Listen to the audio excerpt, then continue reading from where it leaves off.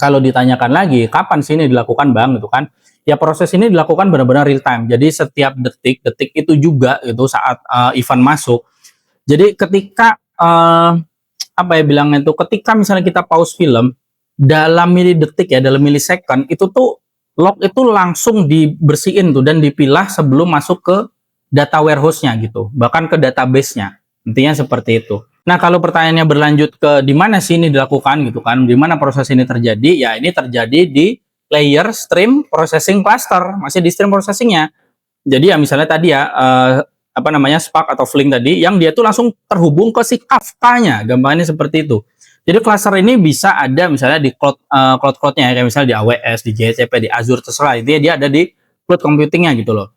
Atau ya di data center-nya Netflix sendiri, itu juga bisa.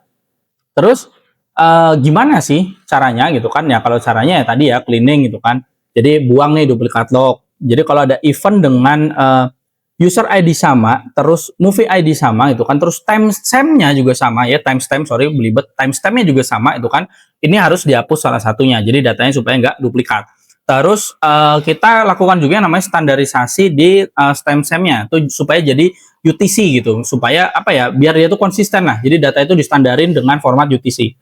Terus tentunya ada melakukan yang namanya validasi data. Nah itu gimana? Jadi kalau ada field kosong, ya itu bakal di tag sebagai error, nanti diabaikan aja, gampangannya seperti itu. Baru nanti setelah cleaning, ya ini tadi kita masuk ke filter dan categorizing itu. Nah, jadi itu tadi dipisahin nih event berdasarkan play-nya, pause-nya, stop-nya, ataupun seek-nya. Itu kita pisahin event-eventnya gitu.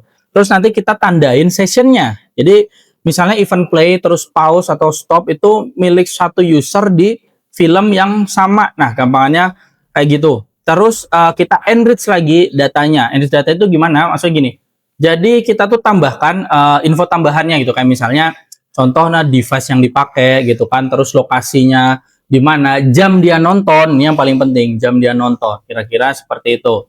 Itu tadi kalau kita bicara teknisnya ya. Tapi